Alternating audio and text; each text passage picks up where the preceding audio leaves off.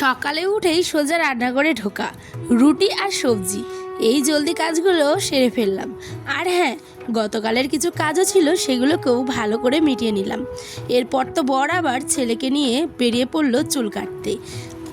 এদিকে ফাঁকা বাড়ি পেয়ে আমি ঝটপট করে সমস্ত কাজগুলো কিন্তু করে নিলাম। সারাদিন কাজের ফাঁকে মাথায় ঘুরছিল রাতে কি রান্না করব, তাই তো একটু চিন্তা করেই টাটকা চাল কুমড়ো তুলে নিলাম আজ, আর ভাবলাম আজকে রাতের মেনুটা এই দিয়ে জমিয়ে দেওয়া যাক। আমাদের বাড়ির এই আঙিনাটা দিয়ে আজকের গল্পটা শুরু করছি।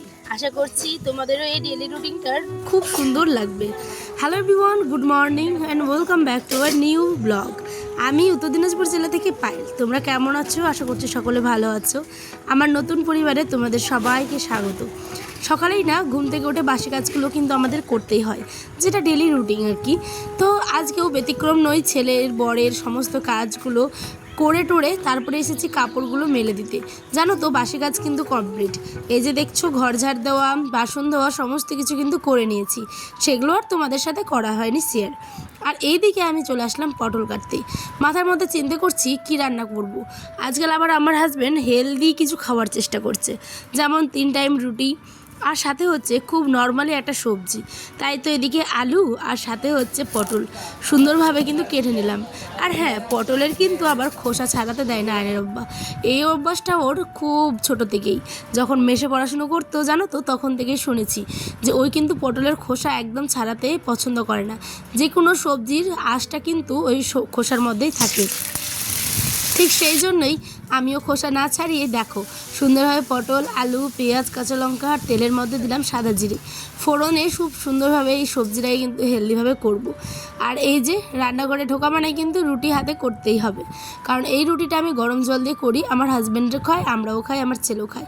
আয়নের আবার যেহেতু একটুখানি পেটের সমস্যা, সেই কারণে কিন্তু গরম জল দিয়েই খাই। কারণ কি বলতো, গরম জল দিয়ে নাকি রুটি বানালে রুটিটা দুপুর অবধিও নরম থাকে। সেটা আয়নের বাবা যেহেতু টিফিন নিয়ে যায়, তাই আর কি আমাকে বলে। আমি বললাম ঠিক আছে, তুমি যেমনটা বলবে আমি ঠিক তেমনটাই করব। দেখো কি সুন্দরভাবে ফুলছে, তাই না?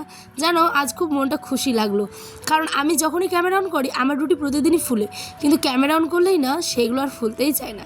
জানি না কেন, এটা কি আমাদের সাথেই শুধু হয় না তোমাদের সাথেও হয়? একটুখানি আমাকে জানিয়ে যেও কেমন। আর এই দিকে দেখো রুটি শাকা কমপ্লিট। আমার ছেলে এখন চুল কাটতে যাবে গো। বাবা দেখে চুলটা নিয়ে একটা ভিডিও ছবি তুলে রাখি, দেখি বাবা এদিকে দেখো। ইয়ে, এটা খোলা না আসলে তো চুলটা কাটতে হবে না, খুলতে হবে জামাটা। ও তাহলে থাক বাবা থাক, এটা খোলাও তো, এটা লাস্ট পেজ হয়ে গেছে, এটা নিজের ই নাই। বন্ধুরা রুটি বানানো তো হলো। আর এইদিকে ওর বাবা বলছে ওর আজকে চুলটা কাটা হবে। মামা এদিকে দেখো, একটা ছবি তুলে হাসি হাসি হাসি করে হাসি। চুমো দাও মামা, একটা চুমো দাও। ওটাই তো নতুন। হ্যাঁ, তো আমার ছেলেরা চুল নেড়া হবে, তো দেখি দেখি দাঁড়াও, চুলটা চিরুনি করে কত লাগবে না। তো এই যে সুন্দর চুলগুলো, ওইটাই নতুন তোমার। এই তো চুলগুলো, বাইরে জগটা আছে, নিয়ে আসা যাচ্ছে না, গরমে ঘেমেই যায়, বাইরে তো জগটা আছে। সুন্দর চুলটা এনের, দেখি মা দেখি। হ্যাঁ যাবে তো, কেমন লাগছে দেখি দেখি দেখি। ওয়াও সুন্দর হয়েছে, দেখি বাবা এদিকে মুখটা দেখা না বাবা।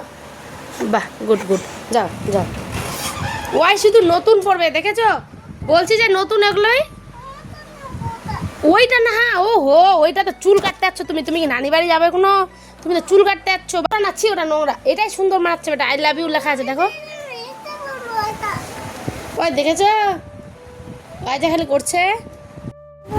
দেখি চুলটা একবার চিরুনি করে দিই। দেখো ওর কথা মতো এই জামাটাই ওকে পরানো হলো। ও এইটা পরেই যাবে চুল কাটতে। কেমন লাগছে? এদিকে হাই করো, এদিকে দেখে হাই করো। ইয়ে, আসো নামো নামো, বিছানা গুছাতে হবে আমাকে, নামো। তুমি স্নানটা করে খেয়ে যাবে, তোমার কি কষ্ট হলো? অমনি এখন দৌড়াবে। ওর জন্য নাড়ু এনে দিবে সুন্দর করে। একটা কেকের প্যাকেটগুলো নিয়ে নেবে ওর জন্য। 30 টাকার যে কেকের প্যাকেটগুলো হয় ওগুলো। সাবধানে আসো। চলে গেল। কোন দিন আসে? হ্যাঁ মরতো না। আয়নের বাবা কিন্তু আয়নকে নিয়ে চলে গেল হচ্ছে আমাদের পাশের মার্কেটে চুল কাটার জন্য। আর এইদিকে আমি ছেলের চিন্তা করে একটুখানি খিচুড়িও বসিয়ে দিলাম, কারণ আমরা বড়রা তো রুটি খাবো। আর তার আগে দেখো না, আমি একটুখানি আবার গরম জলের সাথে লেবু, নিজেকে ভালো রাখার চেষ্টা করি।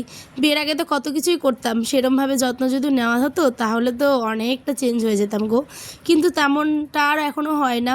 আমার আয়ন সোনার কাজ, আমার বাবার কাজ, অনেক দায়িত্ব কর্তব্য, বুঝতেই পারছো আমাদের মেয়েদের, তাই না? তারপরে এখানে প্রেশারে একটা ডিম আর ঝিঙে আলু পটল দিয়ে কিন্তু আয়নের খিচুড়িটা আমি বসিয়ে দিলাম। আর এদিকে ফাঁকা বাড়ি, তাই ঝটপট করে কিন্তু সমস্ত কাজগুলো আমি কিন্তু করে নিচ্ছি। জানি বাবা ছেলে মিলেই একটু পরেই আবার চলে আসবে, এসে স্নান করবে, খেতে দিতে হবে। তাই ভাবলাম বিছানাটাকে চলো একটুখানি গুছিয়ে নিই। আমার এই এক ঘর এক বারান্দা আর এই 3টে মানুষ নেই আমার সংসার। আমার এই ছোট্ট সংসারের এই গল্পগুলোই তোমাদের সাথে রোজ শেয়ার করি। জানো, আয়নের বাবা এই গতকালকে নতুন একটা সিম নিয়েছে, তাই আমি আগের সিমটাকে মুখ দিয়ে একটুখানি মানে চিলে তারপরে কিন্তু ফেলে দিলাম, কারণ আয়ন কোনোভাবে যদি মুখ দিয়ে নেয়। আর আয়নটা না এখন দিন দিন যত বড় হচ্ছে জানো, শখের এই যে দেখছো স্টেপগুলো যেগুলো আছে সেখান থেকে দাঁড়িয়ে সমস্ত কিছু হাতের নাগাল করে নিচ্ছে। তাই আমি সিমটাকে বাইরের দিকে ফেলে দিলাম। ওটার এখন আমাদের ঘরে এখন আর কোনো কাজ নেই। তারপরে ঝাড়ঝাঁটা যেটা হয় বাসি কাজ করেছি, তারপরেও কিন্তু ঝাড়টা দিতেই হয়, কারণ একটা ঘর বললামই যে যাতায়াত করতে হয়, অনেক রকমের ধুলো বালি, তাই আমি চেষ্টা করি সবসময় পরিষ্কার রাখার, কিন্তু হয় কোথায়। দেখি বাবা, দেখি মুখটা, ওয়াও, কপালটা দেখি যে হচ্ছে। খুলে দাও, স্নান করবে চলো। এখন বাজে 9টা, বিছানাপত্র সব গুছালাম।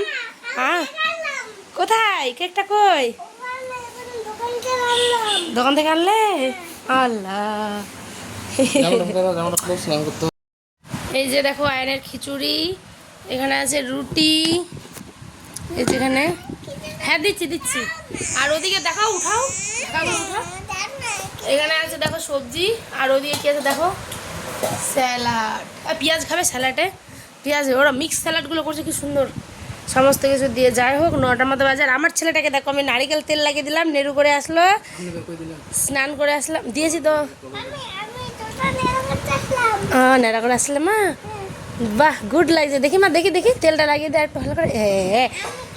এই যে কেকটা দেখাও, কেকটা দেখাও, কই? এই যে দেখো কেক, খাওয়াই কি ঠিক আছে? সবজি নুন হয়ে গেছে কি বেশি? ঠিক আছে না? চলো চলো আমরা এখন খাওয়া দাওয়া করি।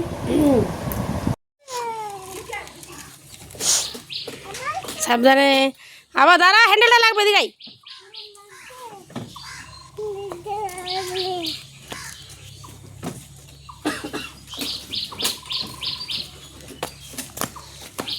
সাবধানে, উঠো উঠো বাবা, উঠো, দাঁড়াও দাঁড়াও। কি কই পয়সা? কোথায় পেলো পয়সাটা? ভাই কে দিল পয়সা? কোনটা দাদু? বড় দাদু দিল? ও তার মানে ওই যে এসেছিল ইনকাম করতে, টাকা দিলে নালা 5 টাকা। কি কালকে 5 টাকাটা ছিল নি, ওটা হারাই দিয়া ভাই, ওই নিচা দিক ফেলে দিয়া। সাবধানে, নামাই দাও নামাই দাও, নামাই দাও, আমি যাবো না অদূর কিন্তু। জানো তো এই পথটুকু কিন্তু আয়ান যাবেই, কারণ ওর এটা একটা অভ্যাস। ওর বাবাকে ওই এত পরিমাণ ভালোবাসে, আমাকেও ভালোবাসে, কিন্তু ছোট বাচ্চা না, হয় না বাবা বাইরে গেলে একটুখানি বলে মাম্মা আমিও যাবো। আমি বলছি ঠিক আছে চলো। তারপরেই কিন্তু আমি ওকে নিয়ে ঘরের মধ্যে থাকবো, কারণ প্রচণ্ড রোদ। আমি তোমাদের লাইভ করি, রিলস করি, আমার ফেসবুক পেজ পায়েল লাইফস্টাইল আছে, তোমরা চাইলে গিয়ে ভিজিট করতেই পারো, ওইখানে ভিডিও আপলোড করি, মানে অনেক কিছু। তারপরে এখানে আমি রাতে চিন্তা করছিলাম কাজের ফাঁকে যে রাত্রে কি করব। এখন তো একবেলা হয়ে গেল, রাতে দেখি এইখানে আমাদের এখানে একটা মানে কি বলবো অনুষ্ঠান আছে, কিন্তু আয়না বাবা না যেতে চায় না। তো ঠিক আছে, আর যখন যাবে না তো আমি মাথায় চিন্তা করে দেখলাম এই চাল কুমড়োটা তো আছে, চলো এই চাল কুমড়োটা দিয়ে আজকে আলু দিয়ে ভালো করে ভাজা করব, মানে ভাজা বলতে কি হেলদিভাবে ভাজা করব, পুড়িয়ে টুড়িয়ে না, ঠিক আছে, যাতে সবজির যে পুষ্টি সেটা যাতে থাকে। আর সাথে করব হচ্ছে রুটি। তো আমাদের 3 বেলায় এখন রুটি খাওয়া হচ্ছে, 2 দিন মানে আমি তো ভাত খাচ্ছি একবেলা, আয়ন বাবা কিন্তু 3 বেলায় রুটি খাই, ঠিক আছে। আর এখানে আমি চটপট করে চলো এটাকে এখন ধুয়ে নিই। আমার জানো চাল কুমড়ো খেতে ভালো লাগে, বিশেষ করে গ্রামের এই টাটকা শাকসবজিগুলোর মধ্যে না অন্য রকমের এক স্বাদ, যেন এইগুলো বাজারে কোথাও মানে এই স্বাদের যেন ভাগ হবে না, সত্যি কথা বলতে, ঠিক আছে। এই গ্রামের টাটকা শাকসবজি এক অন্য রকমের টেস্ট। যাই হোক চলো, আইসক্রিম নেওয়ার জন্য আমার ছেলে বায়না ধরেছে, নিয়ে দিলাম। আমার কিন্তু খাওয়া কমপ্লিট, এখন বাজে 1:45 মতো। এখানে আমি একটুখানি শরবত ভিজিয়েছি, আরে বাবা এখানে আয়। এই যে আয়ন সোনারি আর কি একটুখানি হয়ে গেছে, পটি হয়ে গেছে, মানে পাতলা পায়খানা করছে। তো এই যে পাউডার লাগিয়ে দিয়েছি, দেখো উপরে উঠো উপরে উঠো উপরে উঠো, বিছানাতে উঠো। আরে দিচ্ছি, উপরে উঠো বাবা, উপরে উঠো মা, উপরে উঠো। তো এখন প্রচণ্ড গরম গাইস, প্রচণ্ড গরম। এই যে দেখো ওর অবস্থা, দেখি এদিকে দেখো, ইয়াও একটু দেখো। এই যে দেখো পাউডার লাগিয়ে দিয়েছি পুরো শরীরে। হ্যাঁ হ্যাঁ নুন দিয়েছি, চিনি দিব। এইদিকে দেখো তোমার চুলগুলো কই? হ্যাঁ ন্যাড়া করে দিয়েছি, আর ইচ্ছে করে এরকম পাউডার লাগিয়ে রেখেছি। দেখো এখন ওর পেটের একটুখানি যেহেতু সমস্যা হয়ে গেছে, তাই আমি দেখো যে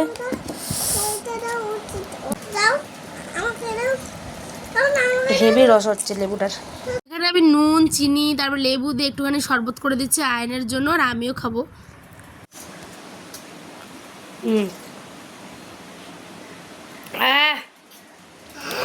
তো চলো আমরা খাই এখন শরবত। আয়নের একটু পেটের সমস্যা ছিল, তাই শরবতটা করে আর কোনো সারাদিন ব্লগ করা হয়নি। রাতে এই যে দেখো যেটা চাল কুমড়ো সকালে তুলেছিলাম সেটা দিয়ে আলু দিয়ে একটা সবজি করব। তো আজকের আমাদের গল্পটা কেমন লাগলো অবশ্যই কিন্তু জানি। আয়নকে ন্যাড়া করতে আজ বাধ্য হলাম, কারণ আয়নের না প্রচণ্ড পরিমাণে ঘামাচি হয়ে যাচ্ছিলো, আর ওই ঘামাচিগুলোই কিন্তু ঘা হয়ে যেত, বুঝতে পারলে? সেই জন্য ন্যাড়া করে দিলাম ঠান্ডাটা আসার আগে আগে। তো এই যে এখন আমি আলু দিয়ে ভালো করে এই সবজিটা করব। আমার এই সংসারের টুকিনাকি গল্পগুলো তোমাদের কেমন লাগে অবশ্যই কিন্তু কমেন্ট করতে ভুলো না। আর নতুন বন্ধু হলে প্লিজ চ্যানেলটা সাবস্ক্রাইব করে পাশে থেকো। আর যারা দেখছো তাদের তো অনেক ধন্যবাদ, অনেক ভালোবাসা নিও। এখন ছেলেকেও খাইয়ে দিই, চলো এখন বাজে রাত 9টা, বড়কেও খেতে দিয়ে দিয়েছি আর আমিও খাচ্ছি। সকলে ভালো থেকো, সুস্থ থেকো, আবার দেখা হবে অন্য কোনো দিন নতুন গল্পে তোমাদের সাথে আবারও।